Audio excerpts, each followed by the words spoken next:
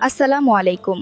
কুরবানি, যার আক্ষরিক অর্থ হলো ত্যাগ বা উৎসর্গ, এটি কেবল একটি পশু জবাই করার নাম নয়, বরং আল্লাহর এক মহান ইবাদত। কিন্তু আমরা কি জানি এই একটি কুরবানি আমাদের জন্য কতটা সওয়াব আর বরকত নিয়ে আসে? আজকের ভিডিওতে আমরা কুরবানির অসামান্য কিছু ফজিলত সম্পর্কে জানব।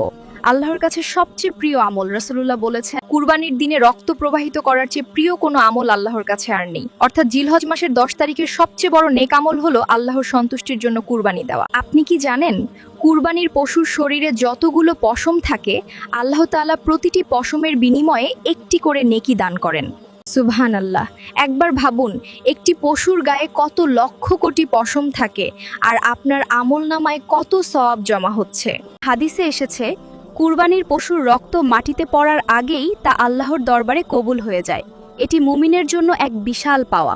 মনে রাখবেন, আল্লাহর কাছে পশুর গোশত বা রক্ত পৌঁছায় না, পৌঁছায় কেবল আপনার মনের তাকওয়া বা পরহেজগারি। কিয়ামতের কঠিন ময়দানে এই কুরবানির পশুই হবে আপনার সওয়াবের পাল্লা ভারী করার মাধ্যম। এর শিং, খুর এবং পশম সবকিছুই ওনার নেকির সাক্ষী হয়ে দাঁড়াবে। মনে রাখবেন, কুরবানির সওয়াব কিন্তু সবার জন্য সমান নয়। যার নিয়ত যত বেশি খাঁটি, তার সওয়াবও তত বেশি। আখানো বা গোশত খাওয়ার নিয়তে কুরবানি করলে তার কোনো মূল্য নেই। তাই পশুর দাম বা সাইজ নিয়ে গর্ব না করে আল্লাহ সন্তুষ্টির উদ্দেশ্যে কুরবানির আসল শিক্ষা হৃদয়ে ধারণ করুন।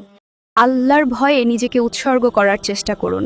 আল্লাহ তাআলা আমাদের সবাইকে সহিহ নিয়তে কুরবানি করার তৌফিক দান করুন। ভিডিওটি ভালো লাগলে শেয়ার করে অন্যদেরও এই ফজিলত সম্পর্কে জানার সুযোগ করে দিন।